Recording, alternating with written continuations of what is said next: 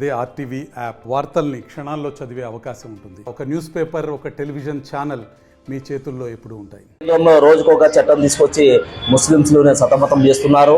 మరి ఈరోజు మనమందరూ పత్రికల్లో చూస్తుంటే ఒక చట్టం అని చెప్పి తీసుకురావడం జరిగింది. దాన్ని కేంద్రంలో పార్లమెంట్లో కూడా బిల్లు పెట్టడం జరిగింది. మళ్ళీ పార్లమెంట్లో విపక్షాలు ఆ బిల్లును వ్యతిరేకించడం వల్ల అది ఆగిపోవడం జరిగింది. మళ్ళీ ఇక్కడ ఉన్న ఈ దేశంలో రోజు రోజుకు ముస్లిం మీద అనేక చట్టాలు తీసుకొచ్చి ముస్లింలని భయభ్రాంతులు గురి చేస్తున్నారు.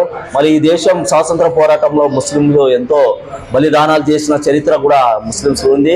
మళ్ళీ ఇలాంటి ఈ దేశంలో ముస్లింస్లకి ఇక్కడ ఉన్న పాలక పార్టీలు రోజుకో చట్టాలు చేసి ఇబ్బందులు గురి చేస్తున్నారు.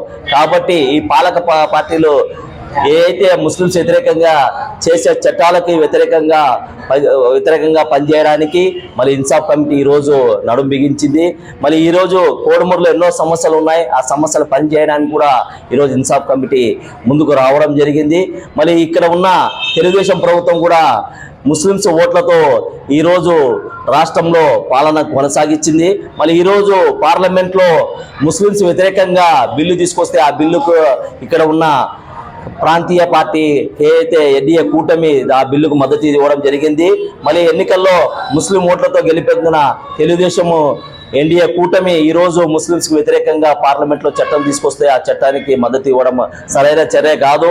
కాబట్టి ఎన్నికలు ఏదైతే వాగ్దానాలు చేశారో ఆ వాగ్దానాల మీద మీరు కట్టుబడి ఉండాలని చెప్పి ఇన్సాఫ్ కమిటీగా ఎన్డీఏ కూటమికి ఇక్కడ ఉన్న ఎన్డీఏ కూటమికి మేము హెచ్చరిక జారీ చేస్తున్నాము.